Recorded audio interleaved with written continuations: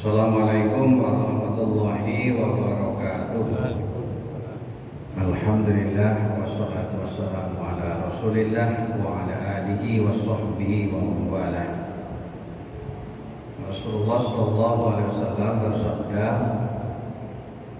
"Idza dakhala ahadakumul masjida falyarka' rak'atain qabla an yajlisa." Jika salah seorang kamu masuk masjid, hendaklah dia sholat 2 rakaat sebelum duduk. Itu yang disebut dengan sholat tahiyatul masjid. Sulaik al-Ghatafani, seorang sahabat, masuk ke sholat Jumat ketika Nabi setelah berkhutbah. Lalu dia langsung duduk. Nabi mengatakan, "Hai Sulaik, berdirilah, sholatlah 2 rakaat sebelum duduk dan ringankan sholatnya. Jangan panjang-panjang ayatnya." Itu maksudnya. Atau malah tidak baca ayat, bacanya Al-Fatihah saja. Itu 2 hadis itu riwayat Imam Al-Bukhari dan Imam Muslim. Sahih. Berdasarkan hadis-hadis ini, para ulama sepakat bahwa disunnahkan melakukan sholat 2 rakaat ketika masuk masjid sebelum duduk. Kemudian ada beberapa masalah yang menjadi perbedaan pendapat di kalangan ulama. Misalnya pertama, kalau kita masuk masjid di saat-saat yang dilarang sholat, kan ada beberapa waktu itu, pas matahari terbit, pas matahari di atas, pas matahari tenggelam, itu kan dilarang. Kata para sahabat, kami dilarang oleh Rasulullah melakukan sholat dan menyelenggarakan jenazah anggota kami ketika matahari terbit, matahari di atas kepala, dan matahari tenggelam. Misalnya habis subuh sebelum duha, habis asar menjelang maghrib, kan gitu. Di sini berbeda pendapat ulama. Mayoritas ulama mazhab Hanafi, Maliki, Hambali melarang sholat tahiyatul masjid. Jadi tidak ada tahiyatul masjid. Cuma mazhab Syafi'i termasuk Ibnu Taimiyah di situ membolehkan, karena sholat tahiyatul masjid itu sholat yang punya penyebab khusus, yaitu masuk masjid, sehingga dia menjadi dalil khusus. Sedangkan larangan sholat di 3 waktu tadi hadis umum, hadis khusus lebih diutamakan dari hadis umum. Nah, itu gambaran.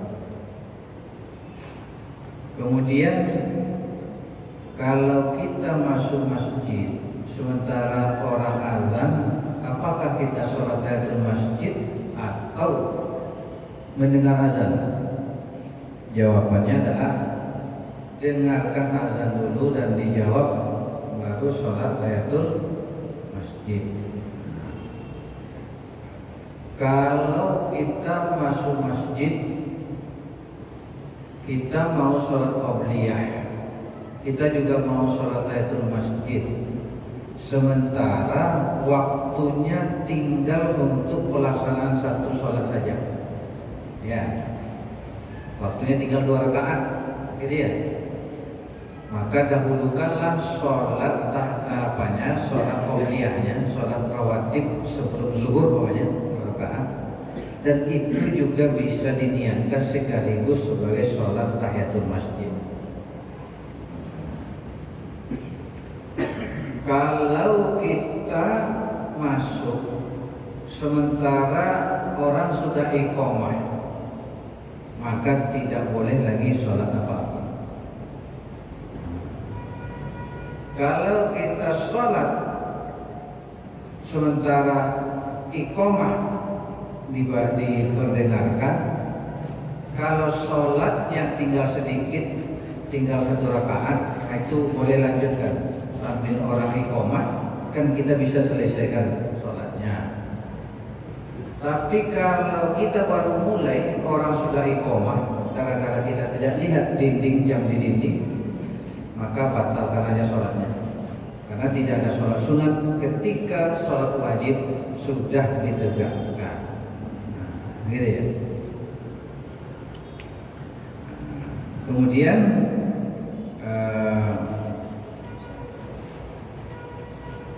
sholat tahiyatul masjid bagi pengurus masjid namanya.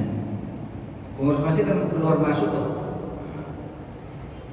Itu cukup ketika masuk pertama kali saja.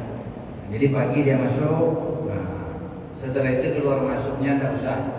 Kalau itu pula, itu aja kerjaan itu kan. Masuk, sholat tahiyatul masjid, keluar nanti setengah jam urusan lain-lain, masuk lagi. Nah, gitu. Begitu juga orang-orang lain yang menggunakan masjid sehingga dia terpaksa keluar masuk masjid, maka cukuplah dia sholat tahiyatul masjid untuk yang pertama kali saja. Itu kira-kira Bapak Ibu beberapa ketentuan tentang sholat sunat tahiyatul masjid. Sholat ini